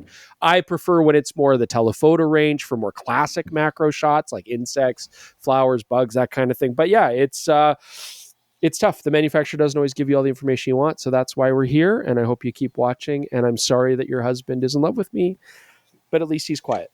Yeah. What can we do about it, Chris? Like there's no solution here. Well, there is. No, you watch our channel because on our channel, that's what we do. As far as like referring to the unrequited love specifically, not the macro issues. I don't know. It sounds like it's going to work out, right? Because Luis's husband is going to get to have a loving relationship with me, and at the same time, it's a little one-sided, though. No, but it's one-sided. But there's tons of one-sided she was love emailing relationships. us, or if this is going to be a surprise for him tomorrow. Like and then Luisa's gonna get. Louisa, I was trying to be smooth. Damn it. Look, I don't know. Get your husband to send me some pics or something. I don't know. Just see what happens. Please don't. That's going to come to me first. It's going to be in my inbox, and I don't want. Yeah, Jaron actually he gatekeeps all of my DMs, so he'll let me know who I'm going to like or not like. All right. So for this last segment, we're going to power through it. We're going to go through Never Read the Comments, the section where we make sure to read every comment, and we do read every comment. But I've cherry picked a few here across the last 3 videos. I'm going to request a 1-word to maximum 1-sentence response to each comment from all 3 of you. Here we go. This is from the Voigtlander. I'm probably saying that wrong because someone already corrected us in the comments. Yeah. No, we just forgot the umlaut. Jordan didn't put the umlaut in. I don't know how to type an umlaut. And also, for SEO, no one is going to search for it typing in with the umlaut. So I made the right decision, and I will not apologize. And I know that was more than 1 word or 1 sentence. Okay. That's your sentence. Peter says, do you plan on testing more of Voigtlander's APO lenses? We certainly will as soon as Luisa's husband gives me some free time to actually do it, because we got so many other things going on. Is Ted going to? Of course. I own several of them. They're awesome. Okay. Ronald says, thanks. I've been trying to decide between these 2 lenses and very helpful. Also, please do more Voigtlander reviews. We will absolutely. I mean, we're really trying to make an effort to look at a lot of new lenses, including Voigtlander. I'm going to be shooting some video on it in an upcoming video, so you can look for that as well. And Ted already says he likes them. Yeah. Greg, Voigtlander's bomb. Greg Pantelides. I swear I've read that name before. I don't even try. I'm just picking the good comments. This is the video I've been waiting for you to make. Thank you, Chris. If you want nice sun stars, definitely check out their Ultron lenses. Sure. Yeah. I mean, I've used these lenses in the past. Like, they're not new lenses, so maybe we'll revisit some of them. On the Pentax 17, Tungsten Overguard says you didn't talk about any of the video features. Jordan. Ha! Jordan's fault. Tungsten Overguard. You like that? Outstanding. Is that I mean, Thorsten Jordan in could have disguise? stepped up to the plate and done a stop motion video with a roll He of could film. have. He could have. He didn't. I think we were a little tight for time there, guys, but Okay, sorry. You're right. Apologies, Don't apologize internet. to me. I'm apologizing to the Tungsten internet, Overguard. to all of our listeners. I'm sorry that there was no stop motion in the Pentax 17. There you go. 256 Guitar Player says, good review as usual. Hey, Jordan, how often does Chris drop a camera? The way his hands move when talking and holding a camera has me watching him for him to lose his grip. Be honest now, how often? And how about posting some videos of a drop in the bloopers? No, Chris doesn't drop cameras. It's weird. It doesn't really happen. My favorite is we had a blooper in the TCS days when he was explaining how the Leica battery compartment works, where you push it and then it drops out. He's like, and you can see to keep it from falling out, you just push it. And then a loud exclamation mark as the battery bounced across the floor. But that's the closest we've ever got. And it was a new battery system at the time. We were still learning to everyone. But no, Chris doesn't drop cameras. Our guests drop cameras. The only time I remember dropping a camera is actually because Jordan ran into me while I was holding it beside me. So his thigh knocked it out of my hand. Which camera was that? I'm trying to remember. I don't know. We were on the bridge at Shepherd Park. I don't remember exactly what camera it was. Well, apologies. It rolled and bounced, But yeah, no, I typically don't drop gear, which is why I toss them. Do you drop cameras, Ted? No, never dropped. Well, throw them. Liar. See me frustrated enough. That's very intentional when I throw them. But no, Chris is a fan of the hand grip too. I've noticed the hand strap all the way. Yeah, all the way. Diego Lorenzo Jose says, by far the best sample photos I've seen on this channel. The colors that naturally come from the film are wonderful. Good job, Chris. Thank you. I mean, Portrait 400, if it's exposed a little bit bright, kind of goes pastel-y. So the color did shift a little bit, and it was kind of retro and cool. So I'm happy. Z6 III video. Obscure Line says, dang, I want to switch to Nikon. They're killing it at the moment. They are killing it at the moment. I can't tell you what to do with your money, though. Yep. Christian MK says, is it just me, or is the Nikkor 24-120 f4 is a spectacular lens? Both photo and video look incredible. It's a banger. It's a spectacular lens. Yeah. Ted is nodding vigorously. That's a lens that was not possible 15 years ago. Yeah, like a long telephoto, like you said, the 24-120, right? Yeah. That's a lens that would have blown chunks a while back, and that I remember they sent one with something, and it was awesome. I was like, This is good. I mean, lens design now is different. It's the coatings and the fairy dust and the stuff. The fairy dust is what really gets the digital correction is what he means. Yes. I should point out as well, we didn't mention it in the video because I put the EXIF data up for the ones that Chris takes pictures with, but I shot that all on the 2470 2.8S, which is a great lens. And the best thing for me is a chunk of it was shot on the Plena, which I've never used for video, but man, did I love the look of that foot. Like basically every clip I had the Plena on is in that video because it just looked gorgeous for filmmaking. Kari Karu says, props to Jordan. This might be the most beautifully shot video of yours yet. Partially in thanks to the setting, but also the tasteful slow-mo tied in well with the colors and vibe of the video. That sounds like a lot of Jaron. That seems like Jaron was in charge of slow-mo and camera movement. He had a Z6 III on a gimbal shooting 4K 120, and that stuff looked banging. Thank you, Jordan. I appreciate it. I'm washed, though. I don't shoot enough anymore. You did great. Stop it. You're being self-deprecating. Yep, that's big part of that video looks so good was you're on that. So yes, good job. When we came back to Portland 2 weeks later, we made you go on a gimbal with the camera again. Yeah, except your gimbal started giving me problems. Yeah, everybody give Jaron his credit and then prepare for him to spit it right back in your face. Yeah. Unless it's complimenting my food. Chase Stanton says, beautifully shot video and sample gallery, Chris and Jordan. And finally, Al Austin says, the montage at 5 minutes and 8 seconds is absolutely stunning. Amazing looking images and footage. Great job, guys. Yeah, if you go to a Japanese garden, which is a great place to shoot a Z6 III review, then you're going to get some nice looking footage, right, Ted? Do you have any opinion on this? on the Japanese garden. bigger koi, man. So no, Always if you guys don't know what we're joking about, we did not have communication, or we were not together on the same trip or anything. So it's like they did their video, and actually the same cameras come around to us. I mean, that's the way it worked. And I decided I tried to shake it up because I did the last videos.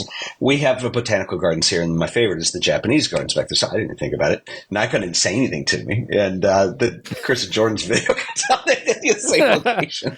It's so funny too because Chris was adamant that we go to this garden. Yeah, he would not let us not go. Like we had to. Yeah, you were in Portland, and they do have a great Japanese garden there. It's fantastic. There was no argument there, but it's not easy to set up a commercial shoot in it. Like we had to. We get the cameras before Ted, just so everybody knows, because I don't drop cameras. And Ted throws me in anger. So that's why.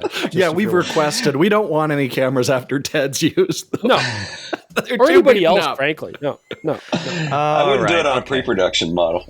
This is probably the longest podcast we've recorded in a while. Thank you, Ted, for sticking with us through it. We appreciate seeing you. Thanks to everyone for it's long. Thanks to everyone for tuning in, hanging with us. Thanks to our sponsors, OM System and Neurapix. We appreciate you. We'll catch you all next week. Thanks so much. Goodbye. Everything's bigger and longer in Texas.